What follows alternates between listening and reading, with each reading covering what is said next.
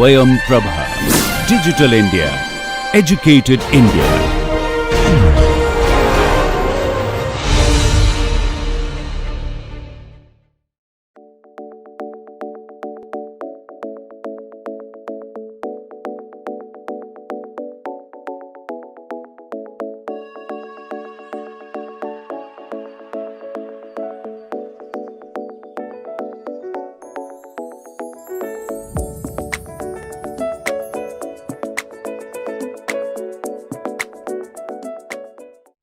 Hello everyone, this is the lecture 3 of module 11.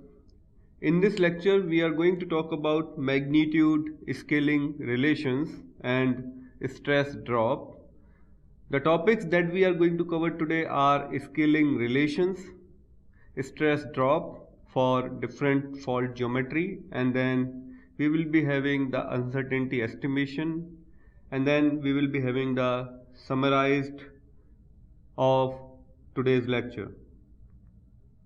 As far as the summary of previous lecture is concerned, we learned that the relations between the movement and various magnitudes arise from the spectrum of the radiated seismic waves. Seismic moment is the scale factor for the spectral amplitude at low frequencies, that means omega tends to 0. This is the reason why it is called the static movement and defined as the m naught is equal to mu d s, where d is the slip and s is the rupture area or the fault area, and that is further equal to mu d fl square, where the f is the shape factor, l is the dimension of the fault, and mu is the shear modulus of the rocks that are at the fault. The rupture time needed for the rupture to propagate along the fault is approximately Tr, T in subscript r is equal to L by Vr. Vr is the rupture velocity, L is the length of the fault.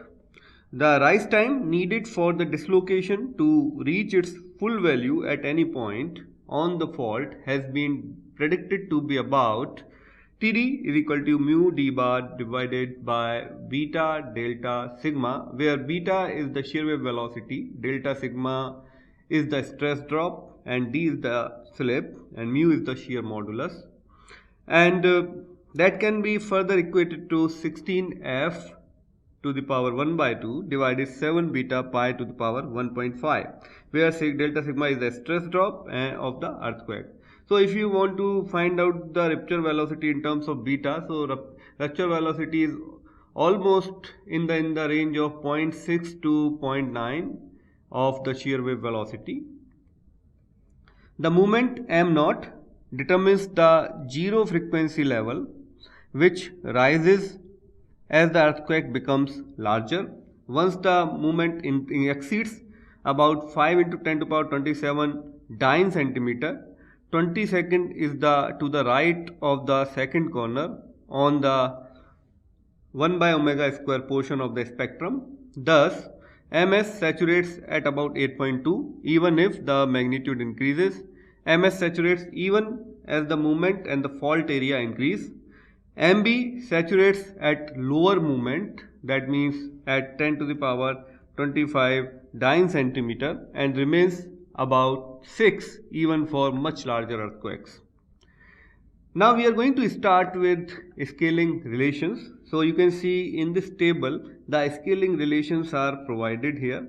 So these can provide you the important insight into the relations between the source parameters, and these are used to estimate the source parameters for the earthquakes that have not yet occurred or for which parameters of interest are unknown. So if you look at these values here, these equations here or the empirical equations here, so you can see for the surface wave magnitude less than 2.86, the MB can be related to surface wave magnitude by this relation ms plus 1.33. So if you know the ms that should be less than 2.86, then you can find out the corresponding body wave magnitude value. Similarly, If you have the surface wave magnitude in between 2.86 to 4.9, then your body wave can be equal to 0.67 ms plus 2.28. Similarly, if your ms is in between 4.9 to 6.27, then your mb can be 0.33 ms plus 3.91. If your ms is more than 6.27, then mb will remain 6. That is the saturation point of the body wave magnitude. If you assume a fault length to be double the width of the fault, and ms and fault area can be related by these equations, so you can see the surface wave magnitude and the area can be related. These are the source parameters that can be related by the scaling relations. So if suppose ms is less than 6.76, then you can have the rupture area or the fault area that is equal to log of s is equal to 0.67 ms minus 2.28.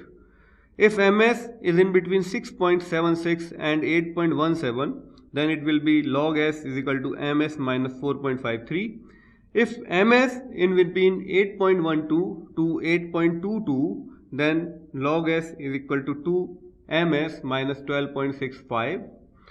If your rupture area is greater than 6080 km square, then ms will saturate at 8.22. Assuming a stress drop of 50 bar, log m naught, that is in dyne centimeter, and ms are related by log m naught is equal to ms plus 18.89 for ms less than 6.76. Log of m naught will be equal to 1.5 ms plus 15.51 for ms is in between 6.76 to 8.12.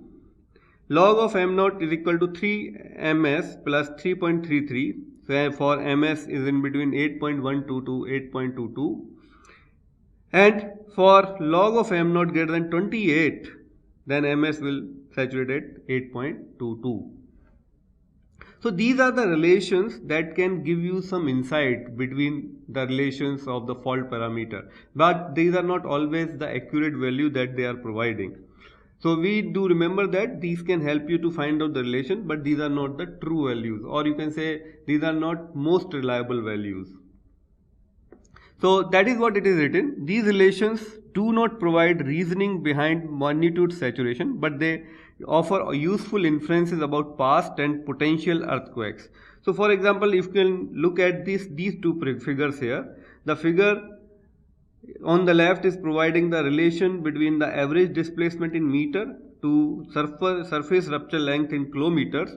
Likewise, this one is providing the relation between movement magnitude and the surface rupture length. So for example, for a 100 kilometer long fault that would have an average slip of 2 meter and have MW about 7.4. So 100 kilometer fault, the 100 will be somewhere here, and if you go up and then mark it onto this level, then on the y axis it will be around 2 meter. So this is your 1 and this is your 2. This is a logarithmic scale. And then MW is about 7.4. So for 100 kilometer here also, if you look at, then it will be around 7.4 here. So whereas 10 kilometer long fault will have 0.3 meter slip and MW about 6.2. So 0.3 meter slip, 10 kilometer fault. So this is your 10 kilometer fault here, and when you will join it here, then it will be around 0.3 somewhere here, and MW about 6.2. So if you go like this, then it will be around 6.2 here. So now let's talk about stress drop. So the relationship between the slip in an earthquake, its fault dimension and its seismic movement is closely tied to the magnitude of stress released by earthquake or stress drop. The earthquake releases the strain that has accumulated over time near the fault. So the radiated seismic waves are used to estimate stress change. To do this, let's assume earthquake slip as D occurs on a fault with characteristic dimension L and so causes a strain change of approximately epsilon xx is equal to delta ux by del x. So if suppose this is the slip, so the d bar is the slip and x is the original length, then d by L will be the strain change. So the stress drop can be find out by just we multiply it with by the shear modulus. So the stress change will be equal to approximately equal to mu d by L. The best constraint quality is the seismic moment. So we estimate the average slip d bar from the seismic moment as C m naught by mu L square, where C is the factor depending on the fault shape. And thus the stress drop is proportional to the moment and inversely proportional to the fault dimension cube or 3 by 2 power of the fault area. So you can see that the stress drop is basically C m naught by L cube, that is equal to C m naught by S 3 to power 2. So L cube is basically, you can write it down, let's suppose L is the dimension of the fault and it is a square fault, then the area will be L square. So L cube will be equal to L square to the power 3 by 2 and L square is the surface area, so it will be S to the power 3 by 2 here. So this is what it is written here. The specific relation and the value of C depends on the fault shape and the rupture direction. So for example, the stress drop on a circular fault, if we want to see that is having a radius r, then stress drop can be equal to 7 by 16 m naught by r cube, and the strike slip on a rectangular fault will add length L and width W yields delta sigma is equal to 2 by pi m naught omega square L, that is for a strike slip fault, a strike slip rectangular fault with length L and width W, and dip slip on a rectangular fault gives delta sigma. So on a rectangular fault, for that is a dip slip fault, the stress drop will be approximately equal to 4 lambda plus mu m naught by pi lambda plus 2 mu omega square L. So if you consider lambda is equal to mu for a Poisson solid, then it will be equal to 8 by 3 pi m naught by omega square L. So these equations let us estimate the stress drop from an observed seismic movement and inferred fault dimension. So basically, if you look at these particular relations for the stress drop, you need to have information about the fault dimension and also the value of the seismic movement you must know. Then only you can find out the stress drop either for a circular fault or for a strike slip rectangular fault or for a dip slip fault on a rectangular fault. So basically, using these equations of stress drop that relates the stress drop with the fault dimension and the observed seismic movement, we can find out the value of the stress drop on the circular fault, on the strike slip fault, on a rectangular fault, on a dip slip fault that is also a rectangular fault. So stress drop, for finding the stress drop, one may use the spectrum to identify corner frequencies and estimate the rupture time and hence the fault dimension. So this is one of the example that is given from the 1995 Chiapas, Mexico earthquake. So this is the spectrum of the earthquake, amplitude spectrum. So on the y-axis you have movement density in dyne centimeter, on the x-axis you have log of frequency in hertz. So you can see this is the spectrum, and using this spectrum you may be able to find out the corner frequencies, and this is what it is written here. MW, that is the moment magnitude 7.1, earthquake occurring at 165 kilometer depth in the subduction zone beneath Mexico. The analysis of the spectrum with a single corner frequency model and assuming a circular fault with velocity 3 km per second yield a rupture duration of 22 seconds and a stress drop of about 65 bars.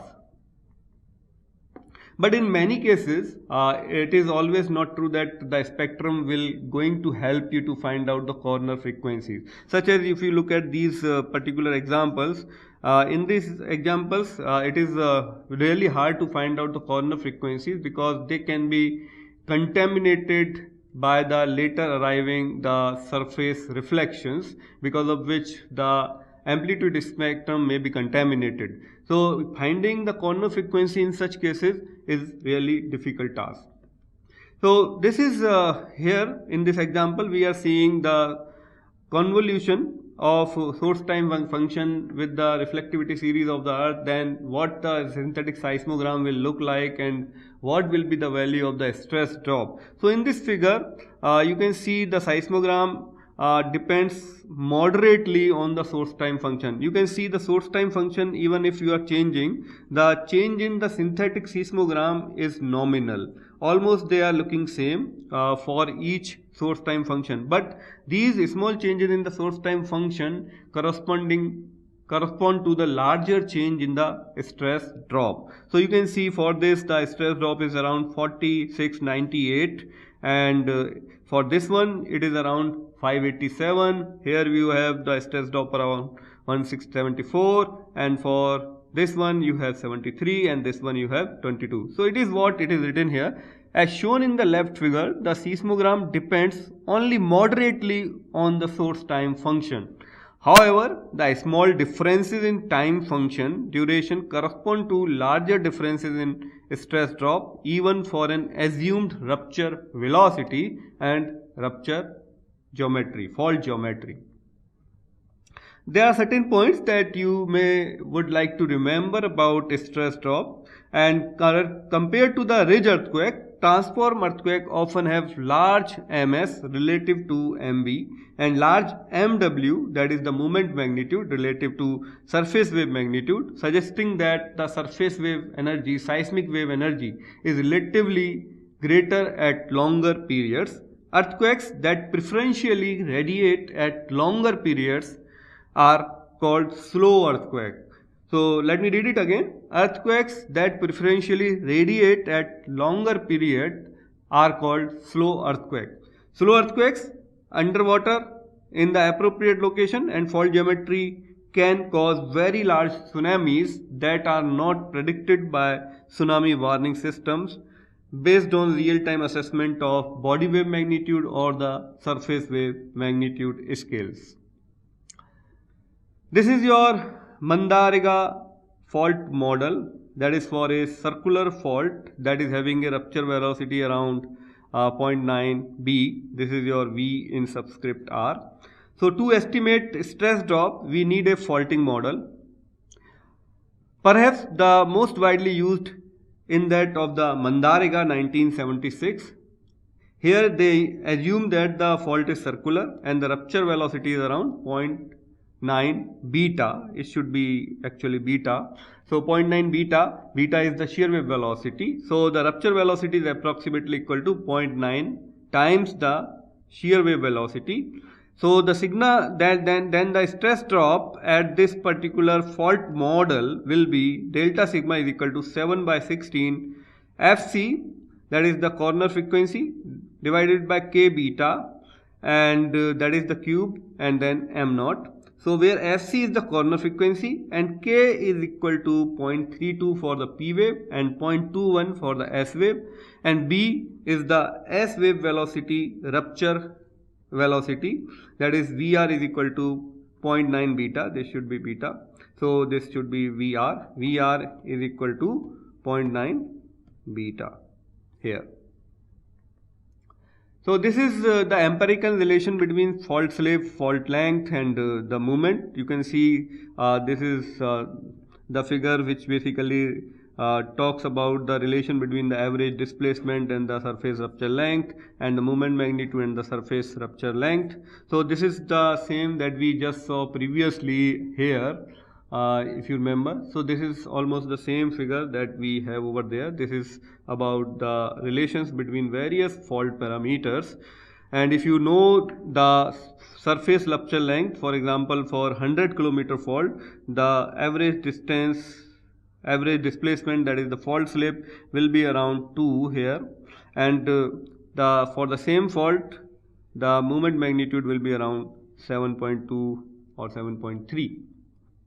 So it is important to recognize that the stress drop may only be a small portion of the total stress. that the fault rock can withstand. Generally, it's thought that an earthquake does not relieve all of the stress on a fault. This means that when a rupture starts, we don't know how big of an earthquake will occur. So this is the summary of today's lecture. The relationship between the slip in an earthquake, its dimension and its seismic movement is closely tied to the magnitude of the stress released by the earthquake or stress drop. The best constraint quantity is the seismic movement, and so we estimate the average slip, that is d bar, from the seismic movement as d bar is equal to Cm naught by mu L square, where C is the factor depending on the fault shape. Stress drop is given as delta sigma is equal to Cm naught by L cube, and L cube can be written as area to the power 3 by 2. So Cm naught by S to the power 3 by 2. So basically the stress drop is directly proportional to the seismic movement and inversely proportional to the area to the power 3 by 2. The stress drop on a circular fault with a radius r, that is equal to 7 by 16 m naught by r cube. Stress drop on strike slip on a rectangular fault with length L and with W yields delta sigma is equal to 2 by pi m naught by omega square L. Stress drop on dip slip fault on a rectangular fault gives delta sigma is equal to 4 lambda plus mu by pi lambda plus 2 mu m naught by omega square L. Small differences in time function duration correspond to large differences in stress drop, even for an assumed rupture velocity and fault geometry. And the uncertainty is we talk about the standard deviation or the uncertainty in the stress drop is thus approximately equal to given by this particular relation here. The stress drop both characterize earthquake source spectra and gives insight into the physics of the faulting. The ratio of the slip to the fault length is the constant, indicates that the strain release in the earthquake is roughly constant at about 10 to the power minus 4. And this is all, and these are the references. Now we will meet for lecture 4 of module 11. Thank you very much. Bye bye.